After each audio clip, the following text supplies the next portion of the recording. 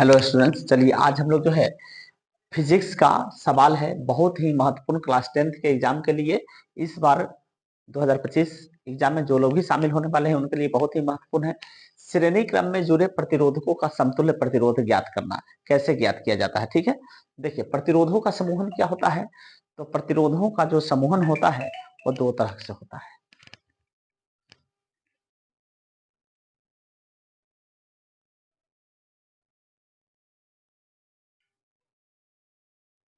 दो तरह से होता है।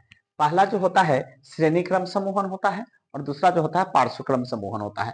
तो प्रतिरोधों को मतलब कि एक से अधिक जो प्रतिरोध होते हैं, 2 3 4 प्रतिरोध होंगे, तो उसको किस तरह से जोड़ेंगे। तो देखिए इस परिपथ में जो है ये बैटरी है, बैटरी का विभवांतर भी है, यहाँ पे स्विच एस लगा हुआ है और यहाँ पे देखिए यहाँ से जो धारा जा रही है वो आई जा रही है। कौन सी धारा जा रही है? आई। तो यहाँ जाएगी धारा आई, इससे धारा पूरे जो प्रतिरोधक है R1 R2 और R3 तीन प्रतिरोधक जुड़े हुए हैं और इनके बीच का जो विभवांतर होगा वो होगा आपको V1 होगा।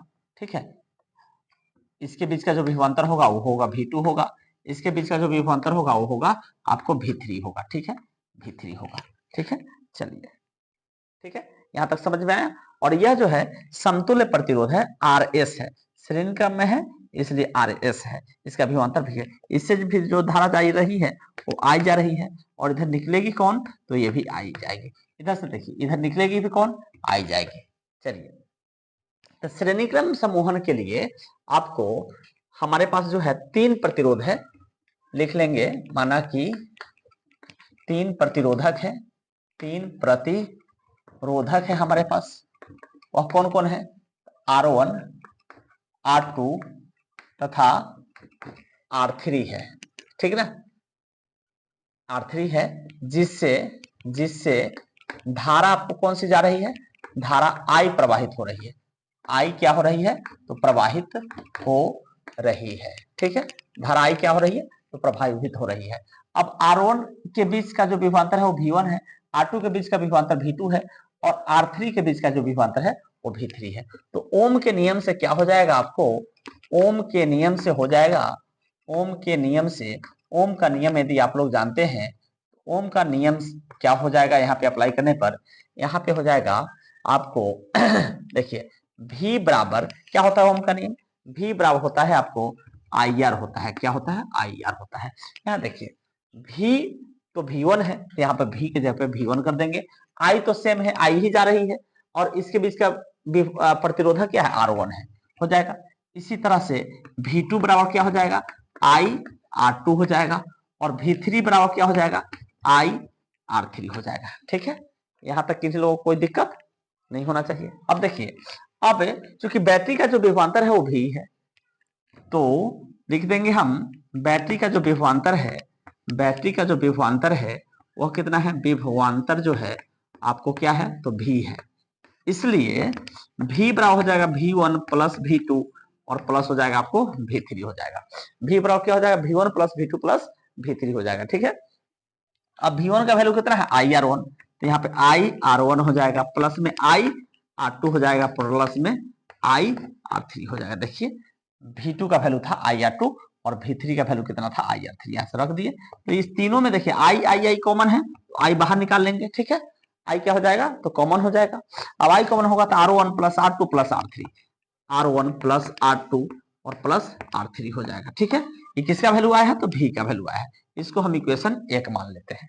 ठीक है, यहां तक किन्हीं लोगों को कोई दिक्कत नहीं होना चाहिए। अब देखिए, चूंकि अब सिरों A और D के बीच हम जो है समतुल्य प्रतिरोध R मान लिए हैं। सिरों A तथा D के बीच जो है समतुल्य प्रतिरोध हमने माना क्या? तो समतुल्य प्रतिरोध जो माना वह कितना? तो समतुल्य प्रतिरोध RS माने हैं, RS माने हैं। तो यहां भी ओम के नियम से क्या हो जाएगा? V बराबर हो जाएगा IRS हो जाएगा। इसको आप समीकरण 2 मानिए। ठीक है, अब देखिए यहाँ V बराबर IRS है, यहाँ पे V बराबर IR1 plus R2 plus R3 है। तो 1 तथा 2 का अगर तुलना करेंगे, LHS दोनों का बराबर है तो RHS दोनों का क्या हो जाएगा? तो बराबर हो जाएगा। ठीक है, अब हम लोग क्या लिख देंगे? समीकरण 1 तथा 2 से क्या हो जाएगा? तो हो जाएगा आपको I आर एस बराबर आई R1 plus R2 plus R3। ठीक है, देखिए आई आर एस यहां हो गया, यहाँ पे आई R1 plus R2 plus R3 हो गया। दोनों का आप देखिए आई बराबर है तो कट गया, तो आर एस बराबर क्या हो गया, R1 हो गया, प्लस में R2 हो गया और प्लस में R3 हो गया। यानी यही जो है आर इन सीरीज, मतलब कि श्रेणी क्रम में समूहित प्रतिरोधों का समतुल्य प्रतिरोध क्या हुआ, समतुल्य प्रतिरोध था R1 plus R2 plus R3। यही आपका जो है आंसर है। चलिए, आशा करते हैं कि आप लोगों को समझ में आया होगा। अगर समझ में आया होगा तो लाइक शेयर और कमेंट जरूर करिएगा। और चूंकि यह एग्जाम में जो है 5 नंबर में सवाल पूछा जाता है, इसलिए इस बार के एग्जाम के लिए बहुत ही महत्वपूर्ण है। अगर आप फेसबुक पेज पे देख रहे हो तो फॉलो कर लीजिएगा, यूट्यूब चैनल पे यदि आप नए हो तो चैनल को सब्सक्राइब कर लीजिएगा। थैंक यू, धन्यवाद।